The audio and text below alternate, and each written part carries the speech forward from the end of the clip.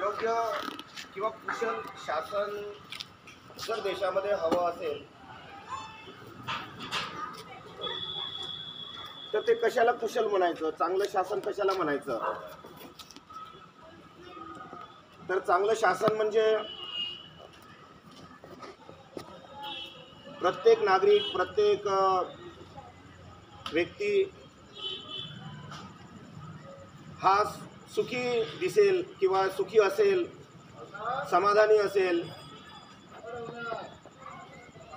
आनंदी असेल,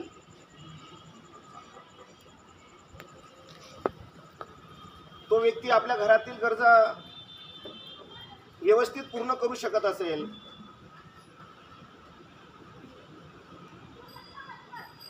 किंवा आपले जे काही जीवनात मध्ये जे काही साधन सामुग्री आहे तो बरोबर एकट्ठा करू शकत असेल, आपल्या लेकरांना शिक्षण योग्य प्रकारे देऊ शकत असेल, शिक्षण घेतल्यानंतर जे काही बेरोजगार आमचे युवक आहे त्यांना योग्य वयामध्ये रोजगार मिळत असेल,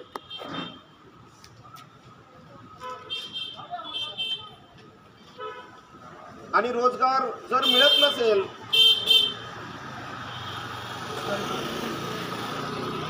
तर एक प्रकारचं जे आहे नवयुवकांमध्ये भीतीदायक असं वातावरण तयार होत आहे. अशा प्रकारचं आपल्याला अकुशल शासन, कुशल शासन यामध्ये आपल्याला काय जाणवतं याचं संशोधन आज प्रत्येक नागरिकांनी करावं.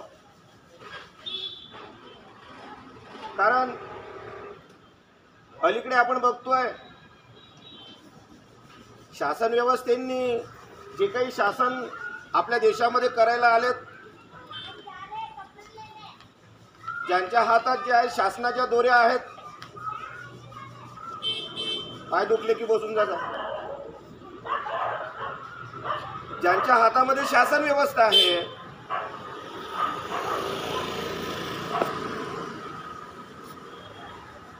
ती शासन व्यवस्था बरोबर चालवतात की नाही चालवत?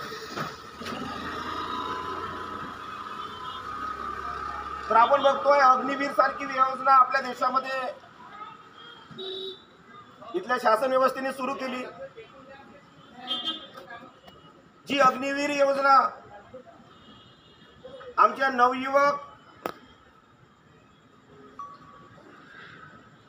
नवयुवकांचे जे काही शिक्षणाचं वय आहे ते त्याचं जे आहे त्या 4 वर्षापर्यंत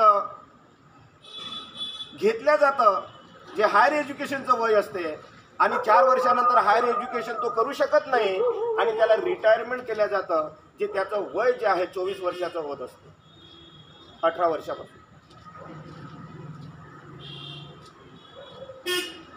आणि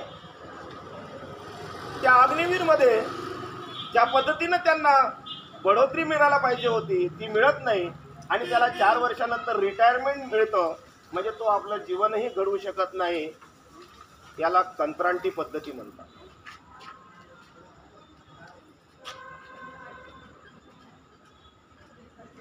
हे कुठलं कुशल शासन आहे, योग्य शासन आहे, याचा विचार आमच्या नवयुवकांना यायला पाहिजे. पण त्याविरुद्ध ते जे आहे धडपड करत नाही. परंतु या देशातील जे नागरिक मॅच्युअर्ड झालेले आहे, वयाने वाढलेले आहे, ते सुद्धा जे आहे या अग्निपथ किंवा अग्निवीर योजनेच्या विरोधात आंदोलनात्मक किंवा आक्रमक